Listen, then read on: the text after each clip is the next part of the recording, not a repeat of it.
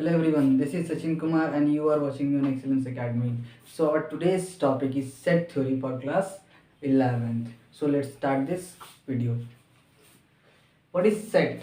A set is a collection of well-defined objects. Set क्या होता है? कोई भी ऑब्जेक्ट है उसको हम लोग किस एक वेल डिफाइंड मैनर में अरेंज करके रखते हैं, उसका कलेक्शन को हम लोग बोलते हैं set. So set is a collection of well defined objects. The objects in a set are called its elements और मेंबर्स. जो किसी भी सेट में कुछ ऑब्जेक्ट्स, जो भी ऑब्जेक्ट्स है उसको हम लोग बोलते हैं उस सेट का मेंबर्स या फिर elements. We generally denote this set by capital letters. किस कोई भी सेट को हम लोग किस तरह से डिनोट करते हैं? कैपिटल लेटर से. And the elements of a set are generally denoted by small letter. और उसमें जो ऑब्जेक्ट्स है, एलिमेंट्स है, उसको हम लोग स्मॉल लेटर्स में लिखते हैं.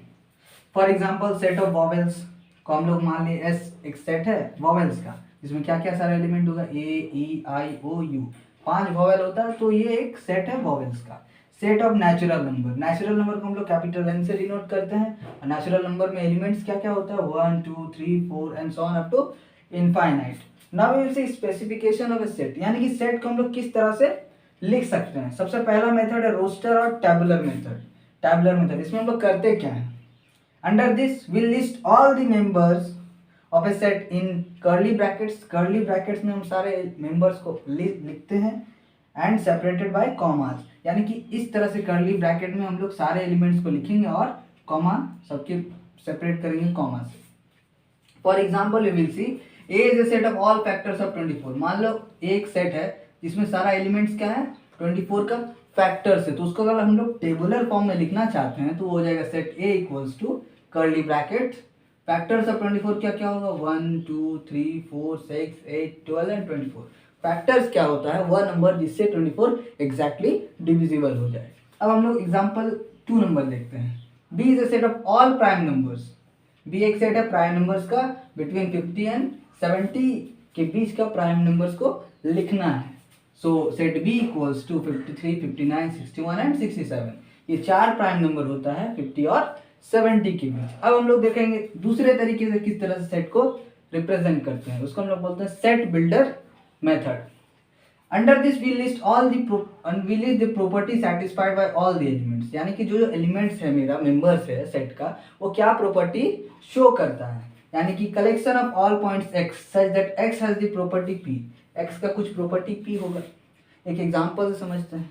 सेट ए में क्या क्या एलिमेंट्स है? 1 2 3 4 5 6 7. तो इसको हमको सेट बिल्डर फॉर्म में लिखना है. इसको हमको ये सेट को सेट बिल्डर फॉर्म में लिखना है. तो किस तरह से लिखेंगे? Set A equals to collection of all points X such that X belongs to natural number. यानी कि 1 2 3 4 5 6 7 क्या है? नेचुरल नंबर में बिलोंग करता है, नेचुरल नंबर का सेट में बिलोंग करता है. और जो x होगा, यानी कि ये सारा नंबर्स क्या है? 8 से छोटा है. 8 से छोटा है. 1 2 3 4 5 6 7, ये क्या है? सारे नंबर्स 8 से छोटे हैं. Clearly A is the set of all natural numbers less than 8. सो इस तरह से हम लोग सेट का स्पेसिफिकेशन करेंगे, यानी कि सेट को किस तरह से हम लोग अलग अलग ढंग से लिख सकते हैं. अब हम लोग देखेंगे types of set. Now we will see some terms related to sets. First of all, empty set. A set containing no elements. एक ऐसा सेट है जिसमें कोई भी एलिमेंट ना हो, उसको हम लोग बोलते हैं empty set और null set और void set. इसका अलग अलग नाम है. जैसे कि सेट A इक्वल्स टू 5, और इस empty set को हम लोग किससे रिप्रेजेंट करते हैं? 5 से. We denote empty set by 5. Now non-empty sets. A set containing at least one element. कम से कम एक एलिमेंट हो, उसको हम लोग बोलेंगे नॉन एम्प्टी सेट. जैसे कि सेट A इक्वल्स टू 5, लेकिन इसमें क्या होता है कि अगर हम लोग कर्ली ब्रैकेट लगा दे तो वो एक एलिमेंट बन जाता है सेट का. 5 ही रहेगा, फिर भी अगर हम लोग उसको कर्ली ब्रैकेट लगा देंगे तो वो एलिमेंट हो जाएगा सेट का. लेकिन यहाँ पर नॉन एम्प्टी सेट में क्या था? कर्ली ब्रैकेट का इस्तेमाल नहीं किया हुआ था. अब हम लोग देखेंगे singleton set. A set containing exactly one element. एक ही एलिमेंट है उसमें, एक से ज्यादा नहीं, एक ही एलिमेंट है. उसको हम लोग बोलेंगे सिंगलटन सेट. एग्जांपल सेट है equals to curly bracket 15. Finite set. A set in which number of elements are countable. यानी कि जो सेट है उसमें जितना भी सारा मेंबर्स है उसका या फिर एलिमेंट्स है उसको हम लोग काउंट कर सकते हैं. सो यानी कि it comes to an end, और काउंटिंग एक एंड तक पहुंचे. ये नहीं कि काउंटिंग बढ़ता गया, नहीं, काउंटिंग एक एंड तक पहुंचे, उसको हम लोग बोलते हैं फाइनाइट सेट।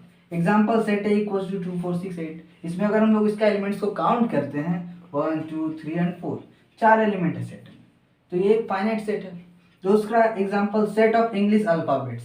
इंग्लिश अल्फाबेट्स में टोटल एलिमेंट्स 26 होता है, 26 अल्फाबेट, तो यानी कि उसका जो काउंटिंग करेंगे हम लोग तो एक एंड में पहुंच रहा है, यानी कि 26 आ रहा है end, so it is an example of finite set. Now we will see infinite set. A set which is not finite, जो फाइनाइट ना हो उसको हम लोग बोलेंगे इनफाइनाइट सेट, यानी कि उसका जो नंबर ऑफ एलिमेंट्स है वो इनफाइनाइट है, वो उसका काउंटिंग हम लोग नहीं कर सकते, उसका काउंटिंग एग्जैक्टली एक एंड तक नहीं पहुंचता है। उसका एग्जांपल क्या होगा, set of all points in line. मान लेते हैं एक लाइन है, लाइन तो इतना छोटा नहीं होता, वो बढ़ते जाता है, तो इसमें जितना भी सारा पॉइंट्स है तो इसमें बहुत सारा पॉइंट्स होगा, तो ये एक एग्जांपल किसका, infinite number of points, example हो गया इनफाइनाइट सेट का। सिमिलरली दूसरा एग्जांपल इसका क्या है, set of all lines passing through a point. एक पॉइंट है हमारा, इससे कितना लाइन पास हो सकता है, इससे इनफाइनाइट नंबर ऑफ लाइन पास हो सकता है, तो ये भी क्या हमारा एक एग्जांपल है इनफाइनाइट सेट का। अब हम लोग देखते हैं इक्वल सेट्स क्या होता है। Two non empty sets, non empty मतलब कुछ एलिमेंट उसमें कम से कम एक भी एलिमेंट प्रेजेंट रहना चाहिए, non empty are equal if they are exactly same element. अगर दोनों सेट में एग्जैक्टली सेम एलिमेंट्स हो तो हम लोग बोलेंगे दोनों सेट्स इक्वल है। उसको लिखेंगे कैसे, set A equals to set B. Equal sets में जो होता है ऑर्डर मैटर नहीं करता है।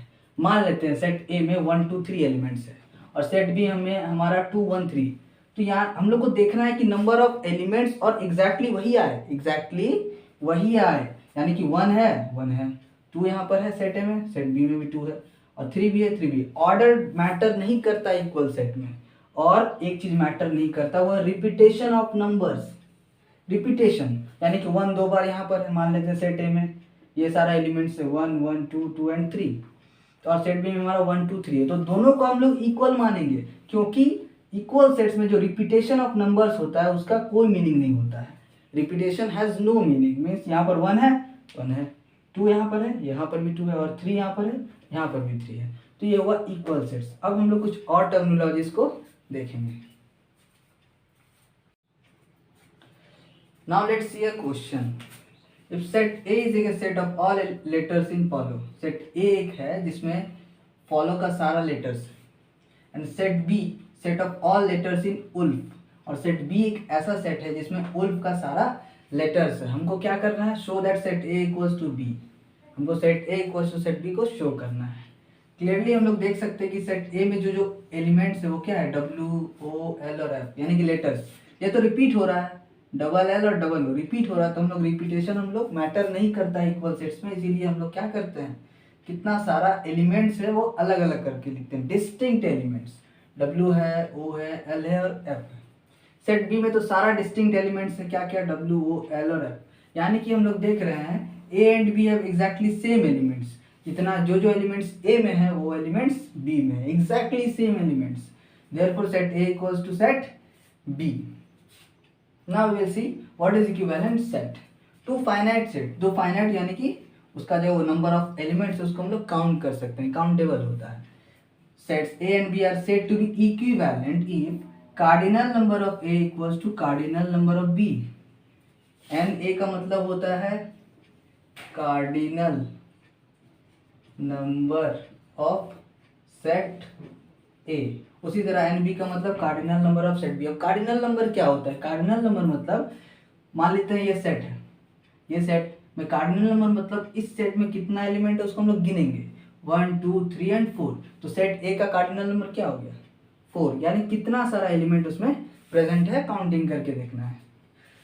Equal sets are always equivalent. एक यहाँ पर पॉइंट है कि इक्वल सेट जो हमारा होता है वो ऑलवेज इक्विवेलेंट, हमेशा इक्विवेलेंट होता है, but equivalent set need not be equal, लेकिन इसका अपोजिट यानी कि इक्विवेलेंट सेट भी इक्वल सेट हो ये हमेशा जरूरी होता नहीं। इसका उसका हम लोग एक एग्जांपल से समझते हैं।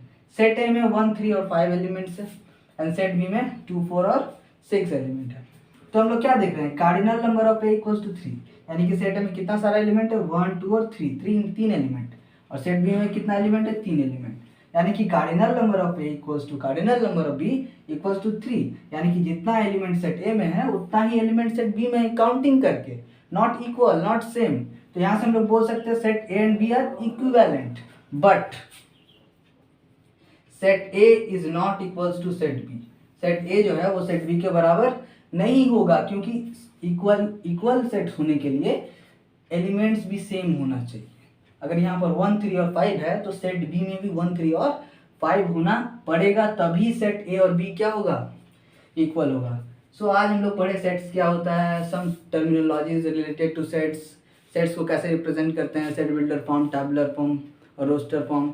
अब हम लोग अगले क्लास में देखेंगे सबसेट्स, डिसजॉइंट सेट और भी अलग अलग टाइप का terminologies related to set. Till then watch this video, thank you.